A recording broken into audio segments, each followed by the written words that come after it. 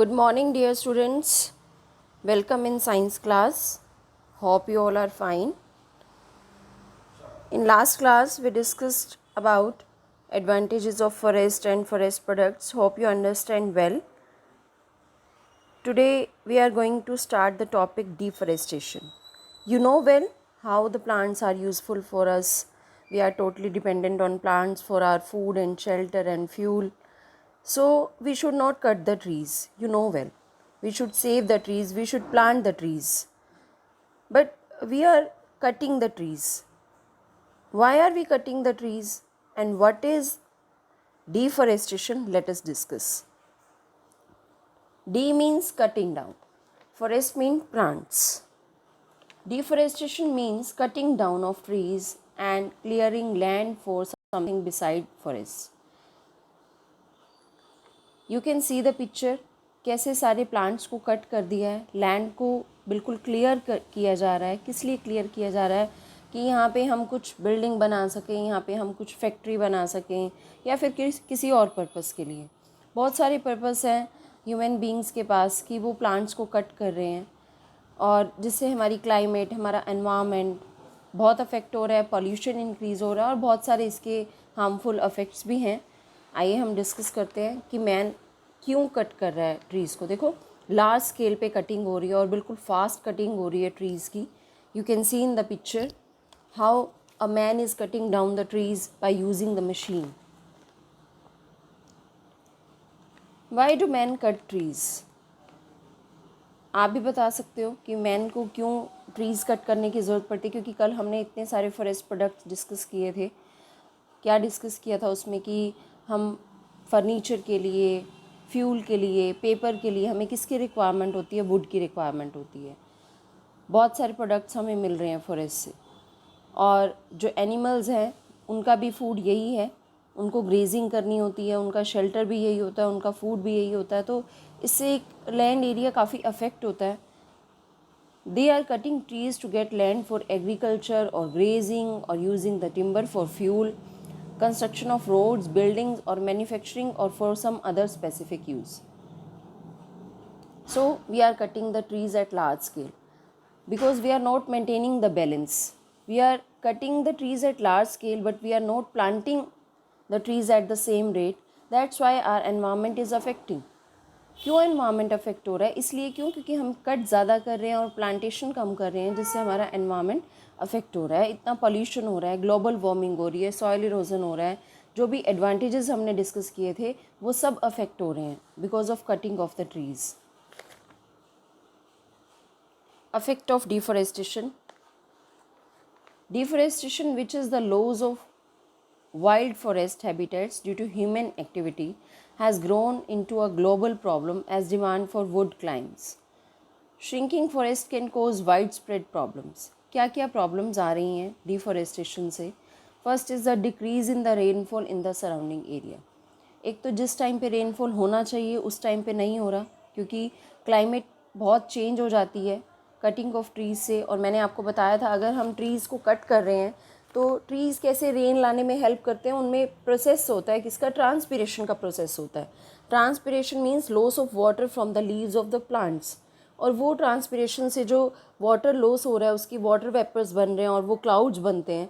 Cloud से फिर rain होती है.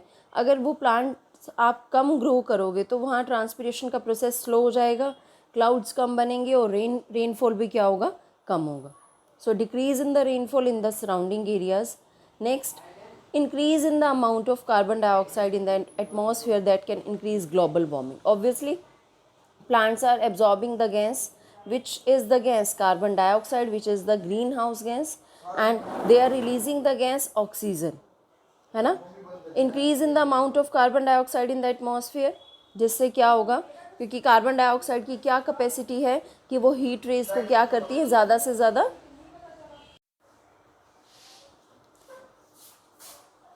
ज़्यादा क्या करते हैं?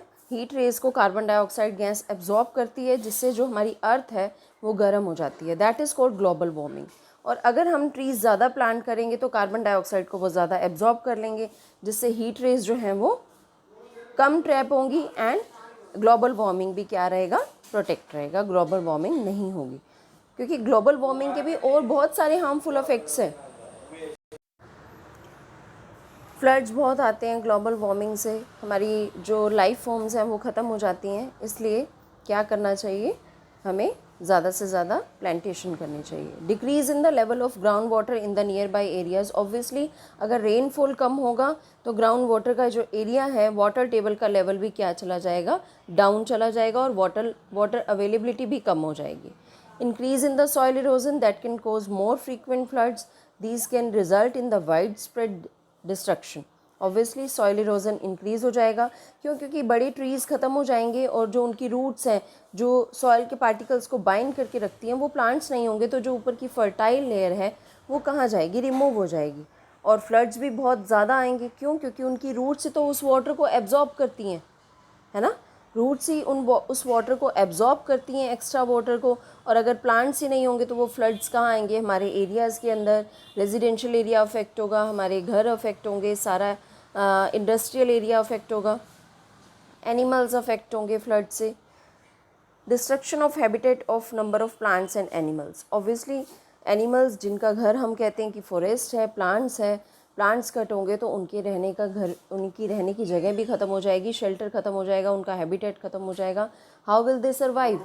और अगर एनिमल्स का नंबर कम होगा तो क्या होगा, हमारा एनवायरनमेंट भी अफेक्ट होगा। क्यों, क्योंकि हमारा एक रिलेशन है प्लांट्स का, ह्यूमन बींग्स का और एनिमल्स का। अगर एक अफेक्ट होता है, अगर आप प्लांटेशन कम करते हैं तो एनिमल्स भी अफेक्ट होते हैं, हम भी अफेक्ट होते हैं, सब अफेक्ट होते हैं। So we should plant the trees. How to protect the forest. Come to the next topic. Some of the steps we can take to conserve our forest resources are as follows. It is important to protect the forest. अगर हम चाहते हैं कि जो deforestation से हम इतने affect हो रहे हैं वो सब हार्मफुल अफेक्ट्स हमें ना हो, it is compulsory to protect the forest, it is compulsory to plant the trees. So what should we do?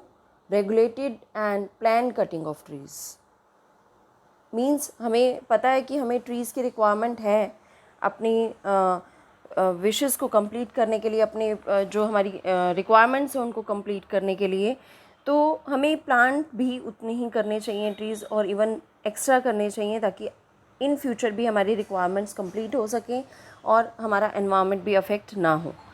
Proper plan करके ट्रीज़ कट करना चाहिए, ताकि एक एरिया का जो वाइल्ड लाइफ है और एक एरिया का जो क्लाइमेट है, एनवायरनमेंट है, वो ज़्यादा अफेक्ट ना हो।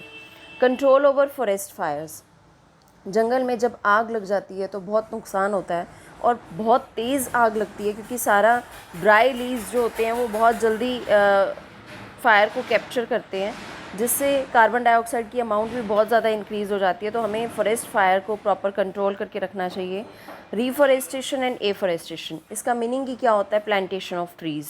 हमें ज़्यादा से ज़्यादा ट्रीज़ प्लांट करने चाहिए। Check over forest clearance for agriculture and habitation purpose. हमें देखना चाहिए कि ऐसा तो नहीं है कि अगर हम एग्रीकल्चर या फिर कुछ रहने के लिए कोई जगह बनाना चाह रहे हैं, कुछ इंडस्ट्री बनाना चाह रहे हैं, तो हम एकदम से सारा फॉरेस्ट खाली ना कर दें। तो हमें इस फॉरेस्ट क्लियरेंस पे भी कंट्रोल रखना चाहिए। प्रोटेक्शन ऑफ फॉरेस्ट, उनको प्रोटेक्ट करके रखना चाहिए, ध्यान रखना चाहिए। Proper utilization of forest and forest products को लिमिट में यूज़ करना चाहिए, वेस्ट नहीं करना चाहिए। अगर आप पेपर वेस्ट होने से बचा रहे हैं तो इट मीन्स आप इनडायरेक्टली किसको बचा रहे हैं? फॉरेस्ट को बचा रहे हैं। तो ये सब कंट्रोल आपके हाथ में है कि आप फॉरेस्ट को कैसे प्रिवेंट कर सकते हैं, कैसे प्रोटेक्ट कर सकते हैं। So this is all about today's class. In next class we will discuss other different methods of protection of the forest. Thank you. Have a nice day.